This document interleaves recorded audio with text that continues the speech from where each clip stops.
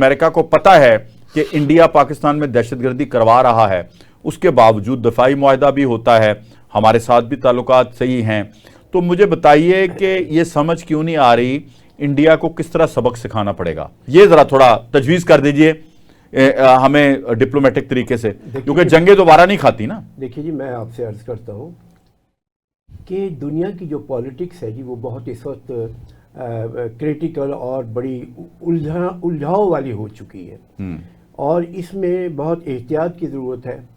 دنیا میں اپنا مقام بنانے کے لیے ایک تو آپ کی جو فارن پالیسی ہے اس کو آپ کس طریقے سے چلائیں گے، یہ بڑی سوچنے کی بات ہے۔ پہلی بات یہ ہے کہ اندرونی طور پر آپ اپنے ملک کو ٹھیک کیجیے۔ جب تک کہ اندرونی طور پر آپ ٹھیک نہیں ہوں گے تو باہر کی آپ کی پالیسی جو ہے وہ ادھوری رہے گی۔ اور جو انڈیا ہے نا جی، اس کا تو یہ اب صاف طریقہ ہے کہ نظر آ رہا ہے کہ وہ تو کوئی اس کو بات تو ڈائیلاگ والی تو سمجھ میں نہیں، یعنی بقول شہباز شریف کے اپنی منجی تلے ڈانگ پھیرو۔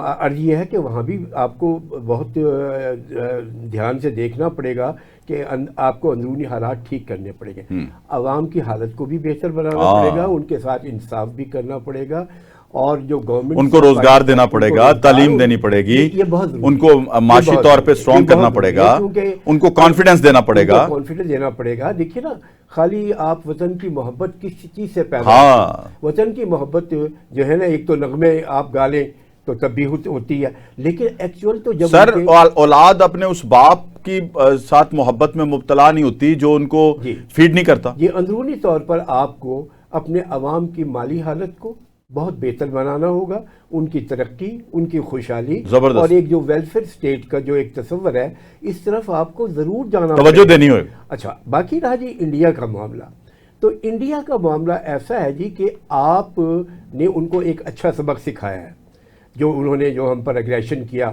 اور ماضی قریب میں اس کا ذکر کر رہا ہوں، جس میں ان کے رافیل طیارے ہم نے گرائے اور ان کی ٹیکنالوجی ہم نے فیل کی، اسرائیل کی ٹیکنالوجی، رشیا کی ٹیکنالوجی، اور اس کے علاوہ انڈیا کی ٹیکنالوجی، اور اس کے بعد ہم نے اسرائیل کو سبق سکھایا ایران کے ذریعے۔ جی بالکل۔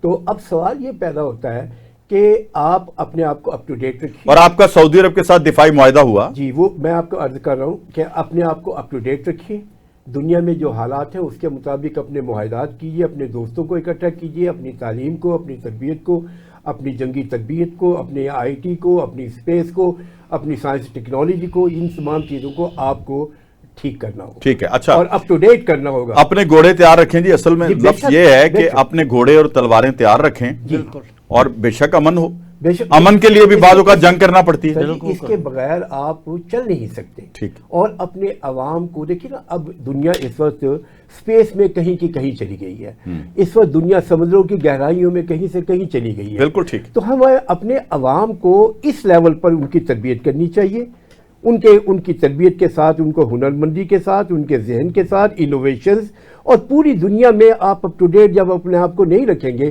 اس وقت تک آپ دنیا کے ساتھ نہیں چل سکتے۔ سروائیول آف دا فٹسٹ جو ہے وہ بہت ضروری ہے، اور میں نوابزادہ نصر اللہ کا ایک شعر ہے وہ میں آپ کے سامنے پڑھنا پسند کروں گا۔ انہوں نے کہا جی، کب اشک بہانے سے کٹی ہے شب ہجراں، کب اشک بہانے سے کٹی ہے شب ہجراں، اور کب کوئی بلا صرف دعاؤں سے ٹلی ہے۔ واہ واہ، عمل کرنا پڑتا ہے، عمل کرنا پڑتا ہے۔